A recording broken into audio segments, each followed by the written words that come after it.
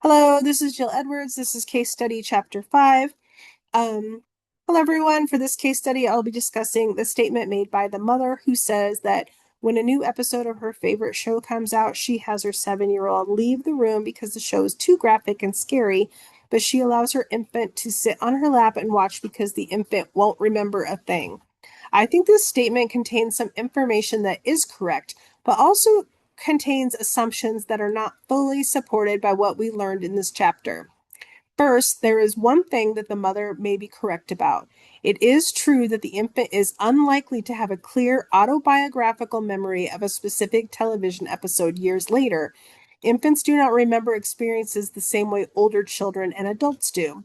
So when she says the infant probably will not remember the details of the show later in life, that might be true. However, the mother is making a major assumption that she concludes that because the infant will not remember the show later, the show cannot affect the infant. When discussing infant cognitive development, the textbook explains that infants are active learners from a very early age. In the section on Piaget's sensorimotor stage, the textbook states that infants learn and through direct sensory experiences. The text explains that infants taste, feel, hear, move, and interact with the world in order to learn about it.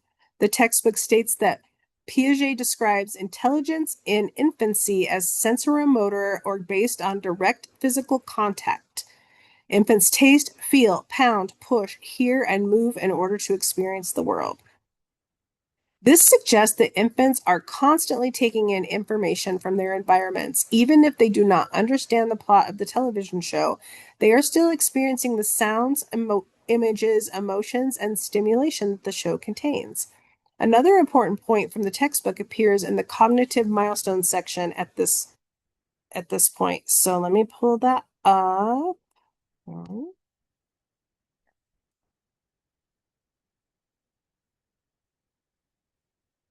have this highlighted somewhere. Oh, come on. Come on, friend. You can do it. There's a whole chart. Here we go. We're getting close. Come on.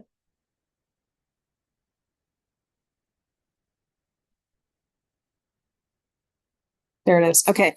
So this is the cognitive milestone. So um, they're saying that children are actively learning about the world as they perceive it from the time they are in the womb. So, and then here is the table, which is interesting. Okay. The textbook states that children are actively learning about the world as they perceive it from the time they are in the womb.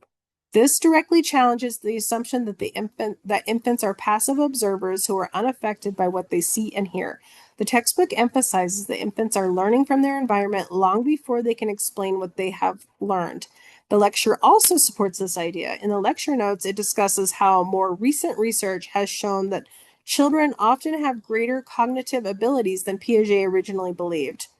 Researchers have found that young children understand more about the world around them than earlier theories suggested, and Vygotsky says that infants are with basic they come basically with basic perceptual abilities at birth.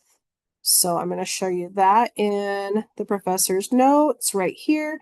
Infants are endowed with basic perceptual, attentional, and memory capacities that they share with other animals and are present at birth. So that's also interesting. Okay. This is important because the mother statement seems to underestimate what infants are capable of processing. While infants do not think like older children, research shows that they are not simply unaware of their surroundings.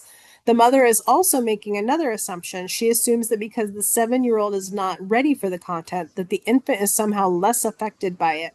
Developmental psychology suggests that children at different ages may be affected differently.